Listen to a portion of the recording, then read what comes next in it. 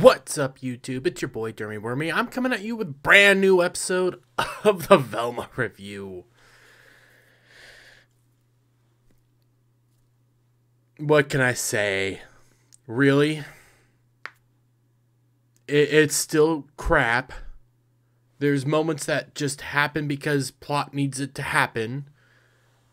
And, well, because we live in 2022, and every time somebody makes a high school drama, high school anything, and I guess Mindy Kaling's no exception, we have to have a prom episode.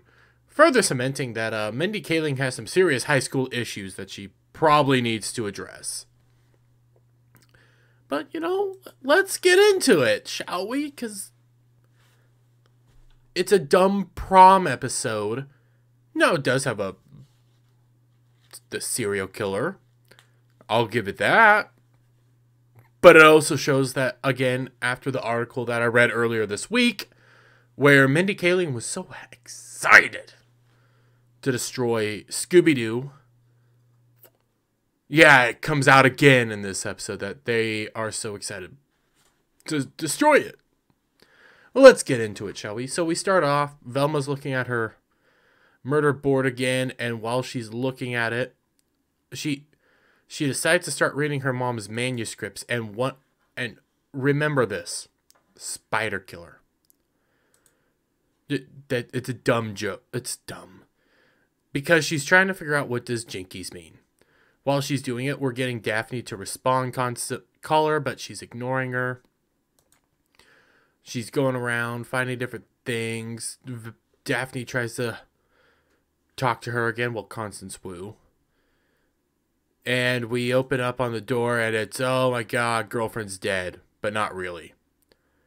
Because in reality, she's just asking Mindy's dad, who's not Velma, Mindy's dad to will you go with me to Crystal Cove Fog Festival? Yes, they're having a fog festival. This is your prom episode. And things happen to happen. Reveal, she's not dead. She just faked it. And they're excited because they're going to go to the fog festival. And as they're explaining everything to Mindy, who's upset that everybody's going to a fog festival and, that whole stuff's going on, she's asking, well, why don't we have a curfew still? Isn't that still a thing?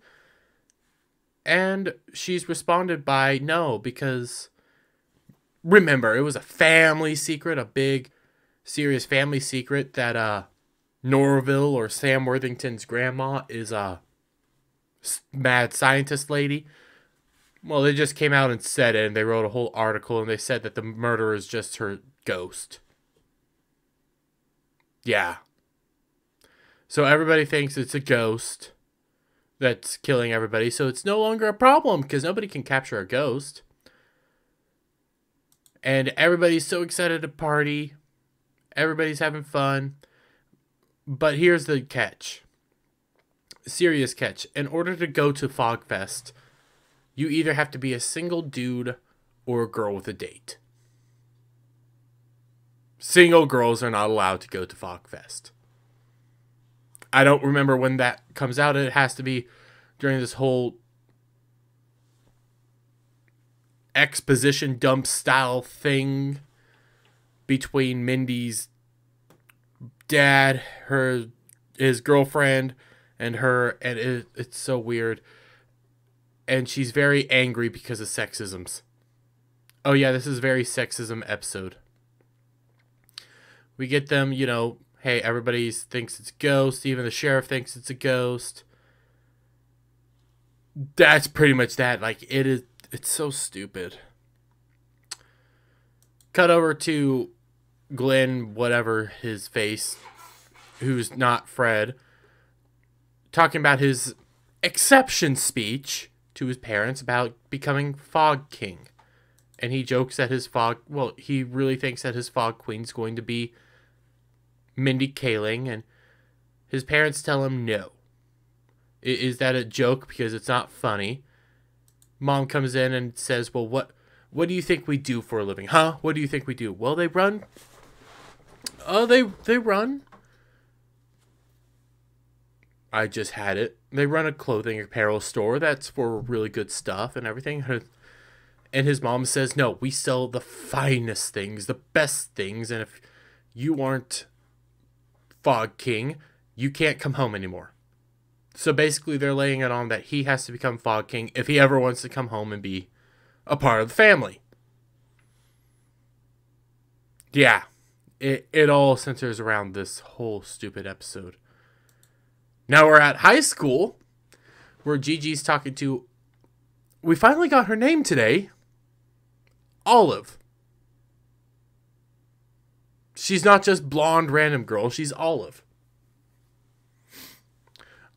Gigi's talking to Olive because I guess she broke up with Norville after the last episode, where she got stung by a bee and Norville ignored her the whole time. Well, Sam ignored her the whole time and didn't even answer her calls or anything. So she broke up with him, and now she's sad because she wants him to ask her to Fog Fest, whatever it's called. I don't even care anymore. She opens her locker. Spooky Ghost comes out. And it's not Spooky Ghost, it's actually Sam, and he asks her to Fog Fest. And she says yes. It is just so stupid. Mindy's now mad because her safety date is going to Fog Fest with somebody else, and she's also pissed off that everybody's not paying attention to her because it's a serial killer and not a ghost. And she doesn't understand why they need a Fog Fest. A lot of this I actually don't fully remember, but Sam reminds her why she loves the fog so much and Fog Fest. And it's because of all these cool little things, and we see young Mindy Kaling playing with Daphne, doing all sorts of cool stuff and the funny, wacky stuff in the fog, from monsters actually being just Constance Wu kid style with a bear, to the fog being able to change their clothes around. Oh, it's so cool and fun. And as, Mindy's reminiscing, she's like, well, I have nobody to go with now. And Sam's like, oh, well, just go with your usual date. So she goes and asks Constance. Well, begins to ask Constance. She sits down. And Constance lets out that, I'm so upset. Oh my God, it's a ghost of Velma. Please, somebody come over here and try to talk to her so that she can go away, because she's mad that Mindy's been ignoring her the whole time. So, with Mindy finally saying, hey, will you go to Fog Fest? They get interrupted by a casserole being thrown at Constance's face. And it's nothing more than Sam begging her to please go to Fog Fest with him. Mindy says, no, he's not joking. He's not doing this because he wants to go with you. He's doing this to make her jealous because she won't go. He's not going to go. She isn't going to go with him. And then Glenn says, no, as much as I would like to go with you, I have to become Fog King, so I need Constance to go with me to be my Fog Queen. And she agrees. I'm just baffled at how stupid this all is. We get home. Mindy's family's going out for Fog Fest. Mindy's like, hey, you know what? I'm just going to stay here and read my mom's manuscripts while you guys all go out and party. She's all upset because nobody's acknowledging that, hey, there's a serial killer. It's not a ghost, it's a serial killer. She looks outside, she sees, I can't get the shot just right. She sees Daphne getting into the limo to go to Fog Fest with, it's Constance Wu going to Fog Fest with Glenn. And Mindy tries to call her. She sees that it's Mindy, and she just keeps ignoring her. After the whole night of, hey, I'm just going to be alone reading manuscripts all over again, Mindy takes Spider Killer, the thing that I pointed out at the beginning, to smash another spider when she realizes Spider Killer's also a manuscript. Yeah, they were trying to read through all the manuscripts to find Jinkies. Any reference to Jinkies, and she couldn't find any reference to the phrase Jinkies. Well, here's Spider Killer, which is a manuscript, and guess what? It's Detective Jinkies, the case of the invisible ink.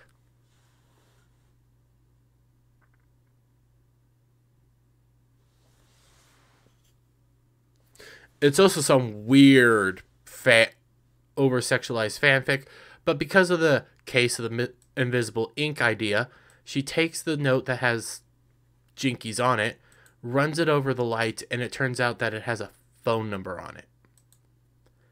So she calls the phone number, and it goes straight to the serial killer, who doesn't answer but lets the surrounding area be heard. You hear a foghorn, you hear a crowd, you hear all this stuff. And that's when Mindy realizes he's at Fogfest. My God. This show. Water. I don't even care that was on video right now. This is just an awful show. So she realizes he's at Fogfest. So she decides, hey, she needs to get to Fogfest, but she's a single girl, so how's she gonna go? She has an idea. And this is when the sexism and the disconnect from reality is about to set in. Hard. So we get to Fogfest. We see that it's Constance's mom's checking people in. Got the sheriff here. And we have, obviously, Mindy come up and talk in a deeper accent. And we realize, hey, Mindy's... One, she pretends to adjust her junk in public. We scroll up, and it's Mindy Kaling as a dude named Manny the Man.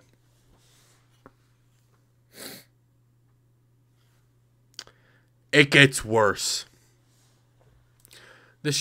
Everybody's sort of believing her for a moment. Then the sheriff says, this doesn't make any sense. You know, something's not quite right here. Not funny quite right, but more female-centric comedy where it's thoughtful, not right. I kid you not, that's a line. And to get out of it, Mindy decides to punch him in the nards because, hey, that's going to help her get in. And he's like, oh, only a guy would know that. You're good. You're a dude. You could go in. And then as he's getting up, Constance's mom's try to punch him in the nards, showing the difference because now he's calling it assault.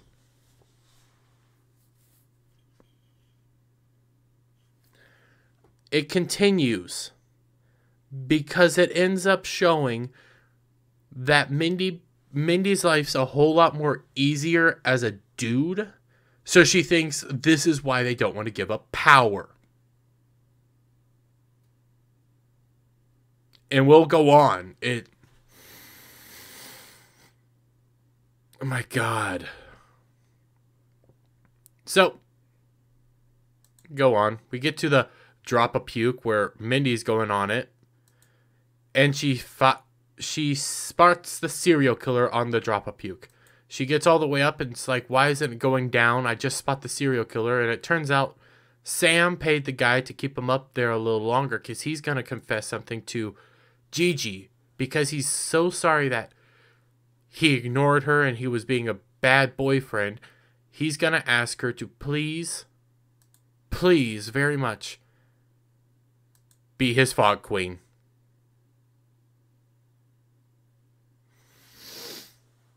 Because he's now running for Fog King, and he wants her to be Fog Queen to make up for everything. I it gets worse.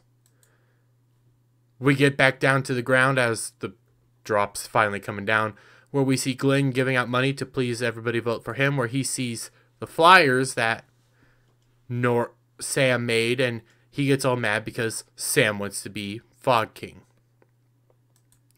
Get down to the ground, we have Mindy Kaling, and Constance notices Mindy Kaling and says, "My God, look at him." Then we see this, spooky serial killer. I'm only halfway through. I want this over already. Mindy tries to call the phone again. Nobody's answering. Picks up some food, starts eating it, and the popular girls, all of them notice her. And they're so impressed by her manliness and ability to unhinge her jaw and do all that stuff, where Olive's like, "Please tell me more. Tell me how to unhinge my jaw because I want to join a sorority." It continues because now everybody's coming on to her. She's all hot and bothered. Everybody loves her. Yeah. We then cut to the dance floor, I guess, where Glenn confronts Sam on him wanting to be Fog King. Glenn's all upset because Sam wants to be it. They get interrupted by a dude saying, "Hey, you know what? We're on the dance floor." Sam says, "Yes, we'll have a dance off." And he goes like, "No, we'll have a fight off. It's like a dance off, but with your fists." A fight. So that's just what happens. A fight ensues. Gigi starts showing off that she's not quite into what's going on with Sam, but nobody cares. Cut back to Mindy, who's now coming out of the bathroom and saying, "Man, being a dude's cool. They don't even care when you don't wash your hands." Yeah, we do. Wash your hands, people, please. Fog comes around her. She gets pulled in. She thinks it's a serial killer. And in reality, it's Constance Wu, who's drunk off her, who's knackered like crazy, just completely drunk. And she's all into Manny, saying, "Oh my God, you're so amazing. Will you dance with me? Because my date's on the ground rolling around with a dude." So that's what happens. And Mindy is dancing kind of crappily, kind of like how I do, to be perfectly honest, but that's because I'm me. And Constance is so into it, saying, "Oh my God, it's amazing. It's so cute." And then they all say, "Do the worm." And she does a pathetic worm, and they all love her. And that's when she realizes, oh my God, being a dude's so easy. Everybody loves you and listens to you. And they don't care about my worst qualities. So Mindy decides to hop up on the podium and announce to the world as a man that there is no ghost and it's a serial killer and that curfew needs to be reinstated. And everybody's perfectly fine with it. And along with that, they decide she should be Fog King. And everybody loves her. Just everybody loves her. She's like, "Oh my God, life's so much easier as a dude. No wonder guys don't want to give up their power." We go through a montage of her succeeding as a comedian, getting a job without even trying, and being a pro artist. Where, the comedian part's where it kind of sets in. She's admitting to the world that she's, one, sexist, and two, she sucks as a comedian. She always gets overturned by a job, and she fails as an artist. And if it was a man, she'd be better, is what she's saying. In reality, she's not. I'd still have the same criticism. But because everybody loves her, she's running around the stage giving high fives to everybody, and this is important. And as she's coming back around, because Glenn's telling his parents, "I will definitely become Fog King. Please don't kick me out." In that moment, he gets slapped in the face, and I can't quite get it, by Manny. Again, important moment, because it's so stupid. Mindy and Constance end up going away. Constance is all like, "Oh, I'm having issues, and it's serious," and, they get all close and hot and bothered. And Constance confesses that, hey, my best friend hasn't been listening to me. I found out my real birth parents are criminals, and it's so sad, and my best friend's not listening to me. And Mindy's like, well, why haven't you asked her? And she's like, well, I have been, but she's been ignoring me. And it keeps going on with Mindy finally realizing, hey, she's been being a bad friend, but Constance doesn't realize it's Mindy because of crappy mustache. And then as they're getting closer to kissing and everything, Glenn comes out and reveals, hey, it's actually Mindy. Because he peels off her mustache, which is actually a real mustache. Because jokes. And they're like, oh my god, it's actually Constance. Well, it's actually Mindy, and everybody's mad. Get to the dance where they're about to crown Mindy king. Glenn comes in and says, nope. Mindy's Mindy. Can't be king. So it has to go to me, obviously. And in reality, it goes to Sam. Sam's the actual person because he saved a kid that he just threw into the pier. Again, dumb jokes.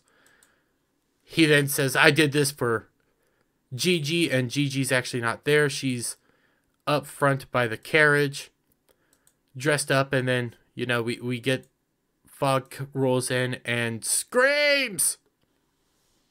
Obviously the serial killer, right?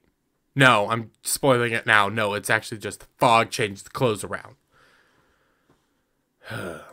Get down to the pier where Mindy and Constance start talking about their fees again, how Mindy's being a bad friend and she needs to try better and stuff like that. They're growing closer, and then the serial killer appears. Oh my god. Chase scene ensues where they run into everybody from Sam, Norville, all sorts of people trying to survive the serial killer, and then the Fog. As we established in the cutscene where we have the flashback to the Fog being able to do all sorts of weird stuff. Weird stuff ensues because of magical fog. So Mindy almost gets stabbed, but ends up getting stabbed by a churro. We have Glenn and Sam making fun of the doors, from Scooby-Doo. So they're running in and out of crazy doors over and over again. They start freaking out like, hey, this is breaking reality. And we see it's actually a ride. We have Constance and Mindy running away into an old western area where they see, hey, look, there's a photo booth. And Constance suggests, hey, let's dress up like that. And Mindy says, no, that's stupid. It takes longer to dress up. We would end up getting hunted down and caught. You're basically saying OG Scooby-Doo and all Scooby-Doo prior is stupid. Excuse me.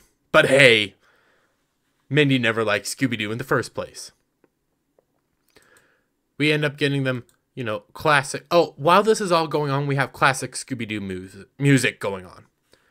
They end up crashing into each other, causing a big classic Scooby-Doo moment.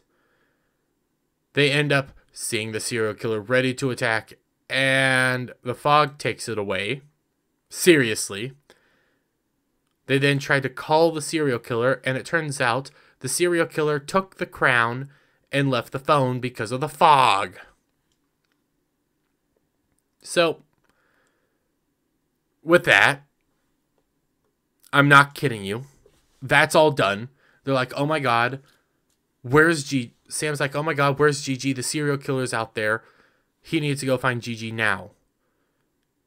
And he's freaking out, and then he realizes, no, Gigi's just here. And Gigi's now in the dude's outfit. Because that's why she screamed, they trade clothes. If this show was smarter, I would care more.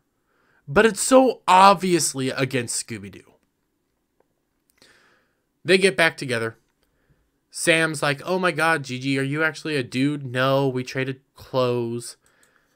Sam's confessing he feels sorry for Gigi, and he's like, I did all this for you. And Gigi's like, no, you did this for yourself, but it was sweet because You're not a monster, because Sam calls himself a monster. You're not a monster, but anybody who tells you you need a crown to feel special is the monster, and they get back together. Glenn then pulls the crown out of the trash can and says, yay, he can go home. I hate this episode. Constance and Velma leave, and they're like, oh my god, I'm sorry, I was a bad friend. And Constance is like, oh no, you're good, but we'll be back together, and we're happy ending. Right? No, we get our end credit scene where Glenn's admiring himself with a crown, and the serial killer captures him. Now we're done. The show's stupid. I don't know how many times I can say that. It hates Scooby-Doo. It's very apparent in this episode. It's very apparent with the article we read earlier this week. And also, it doesn't know how to do the actual Scooby-Doo stuff correctly. It just makes fun of it the whole time, to the point that when they actually should die, oh no, you have magic fog that protects you. It's also a very sexist episode where they think being a man is better than anything else and not knowing reality. But who cares? Right? Who really cares at this point? All that done. Let me get you guys' thoughts down in the comments below. If you like this video, give it a thumbs up. Share it out with your friends. Hit that subscribe button. Hit that notification bell for every time I put out a new video and go live. And I'll see you guys on the next one. Bye for now.